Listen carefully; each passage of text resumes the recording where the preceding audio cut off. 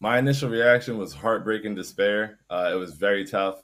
I was, on cloud nine, yelling loud and being all boisterous about beating the Nets and running the city and how they're trash. I was clipping up something about how Nick Claxton and Mitchell Robinson had the same impact on the game last night from my show last night, and then the notification came through that he was possibly out for the season, and literally I like clutched my chest, and I still haven't fully recovered. It's just very unfortunate. I had just come to terms with the fact that he'll be out for 8 to 10 weeks, and I was like, okay, we can get through that. Hartenstein's playing great ball. He had a great first start last night, and so I'm still confident that we'll be a great team moving forward. Of course, we now have to go out there and try to find some, help as a backup big. I got to see Julius at the five for like 4 minutes last night. That was pretty cool. I won't bank on getting used to it, but I just think that this team can step up. And with the way that Isaiah Hartenstein has played, I believe he's been the best backup big in the league. And so him stepping into that starting slot now and the rest of the team picking up the slack, I believe we'll be all right. But I'm hurt for myself, hurt for the Knicks fans, and hurt for Mitchell Robinson. The interesting thing to me here, Shaun and Casey, is with the Knicks, they've really held on to so much in terms of their draft picks, in terms of their young players, with the idea of swinging a big deal for a big, impactful player.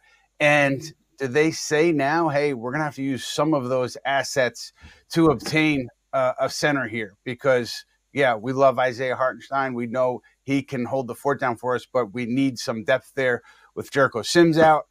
Got Taj Gibson, but how much would they be willing to part with to acquire a backup center or a starting center? I think that's one of the questions that's being asked, that has to be asked right now with the Knicks internally, because they, again, have saved a lot for this star acquisition.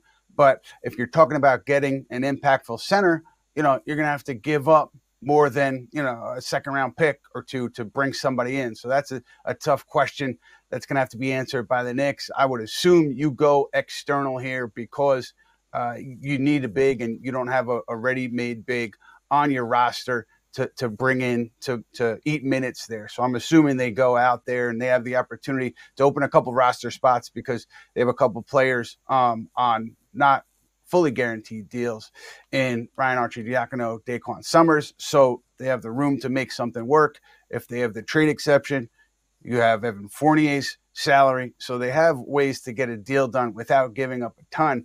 I'm just wondering what the threshold is for them in terms of what we're willing to part with to bring somebody in.